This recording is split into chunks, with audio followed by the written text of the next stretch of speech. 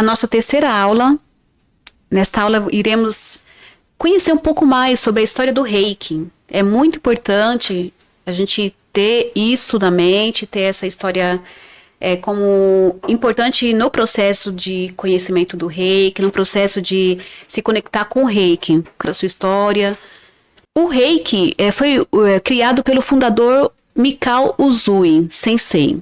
O Mikao Usui, ele era japonês, ele nasceu em 1865, no Japão, na Vila Nagoya. Esses nomes japoneses eu vou dar uma travadinha, que é normal, que não é o nosso hábito aqui do país, tá bom? Fundador do Reiki, Kyoho, que é o método Reiki. O que eu conheci da história do Mikao Usui, que ele era um mestre, uma pessoa que era de classe média, classe alta, ou conhecia pessoas de classe média ou classe alta. Por quê? Porque ele fazia estudos acadêmicos, ele participava, ele estudou em escolas acadêmicas, em faculdades. E há 100 anos atrás, há 200 anos atrás, há 1000 anos atrás, há 500 anos atrás, só quem tinha o poder e a oportunidade de estudar, de se formar, eram pessoas que tinham bens, que tinham capacidade financeira alta, pessoas bem relacionadas no mundo, na sociedade, que tinham dinheiro, que eram ricos. E naquela época era muito mais difícil, só estudava, só tinha conhecimento, homens e mulheres, que a gente vai ver aqui quem propagou, que era quase impossível a mulher ter conhecimento, saber ler, né? Então, o Mikao Usui, de família cristã, católica, e depois ele começou a buscar seu autoconhecimento, seu desenvolvimento espiritual. Ele buscava essa iluminação, buscava seu autoconhecimento, e segundo a história conta, que ele começou se voltar mais para o budismo, sobre a prática meditativa, sobre o silêncio, como se autoconhecer.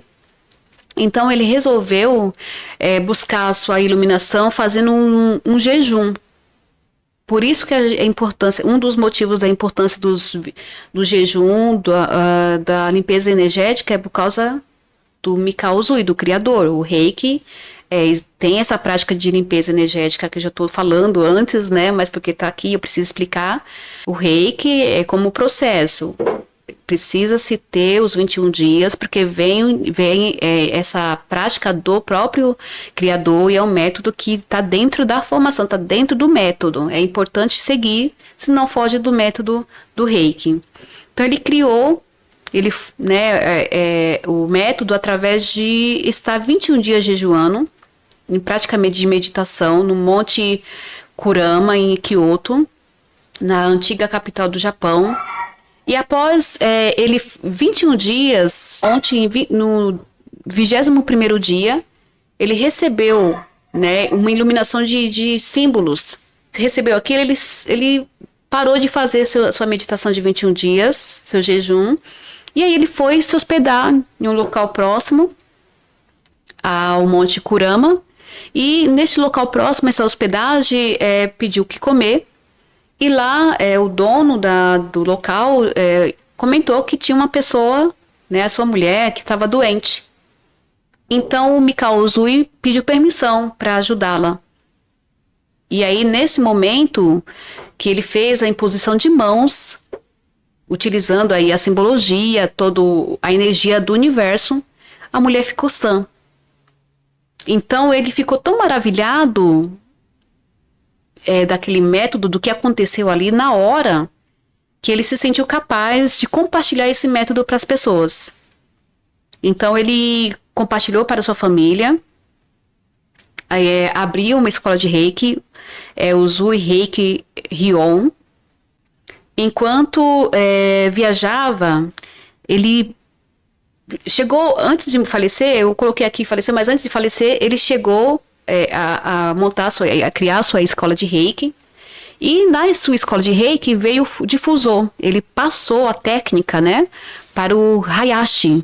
E o Hayashi também era um capitão da marinha japonês que se alistou na academia naval e graduou-se em dezembro 1902, quer dizer, a história do difusor já é uma história bem acadêmica. Ele era uma pessoa da alta sociedade, respeitado, um capitão da marinha do Império Imperial japonesa, e ele foi iniciado pelo Mikao Uzui como Shippuden, que é um mestre, professor.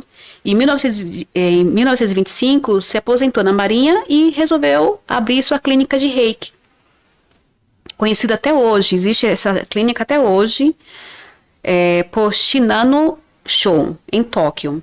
Ele foi um dos diretores do Reiki Uzui Ryoho, que é do Mikao Uzui, a escola de Reiki. E formou professores, 13 professores. Enquanto isso, lá no Havaí, a senhora Takata, nascida em 1900, ela era uma japonesa americana que morava, que nasceu no Havaí e foi diagnosticada com uma doença muito grave na vesícula. E viajou para o Japão para fazer o tratamento lá com Hayashi, o mestre Hayashi. E depois de 4 meses, ela recebeu do Reiki todos os dias, inclusive sobre a história dela, ela tinha poucos dias de vida, ou meses, e ela estava bastante debilitada, muito debilitada, essa senhora, que também é muito estudada, só que estava enferma. E aí, quando ela foi lá para a clínica, ela foi curada, ela teve a sua autocura, a sua transformação.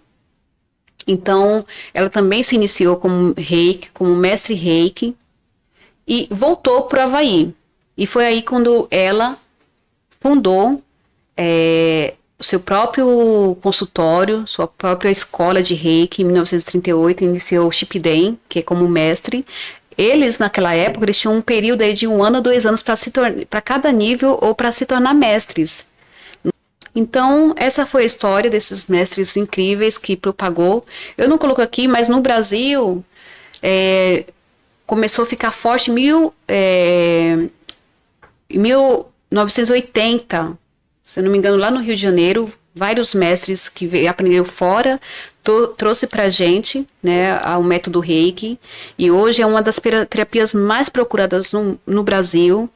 Eu falo do Brasil, no mundo é reconhecido no mundo inteiro, mas no Brasil é uma das terapias mais procuradas e que as pessoas querem. Então eu espero que você tenha aprendido alguma coisa sobre história. Tem uns livros também que eu vou deixar para vocês em PDF, um livro de Reiki, para vocês se aprofundarem. Não vai ter todas as especificações que tem aqui, porque isso aí foram estudo de outros mestres que eu fui colhendo, que eu fui aprendendo, e aí eu quis passar aqui para vocês resumidamente, tá bom? Vamos para a próxima aula.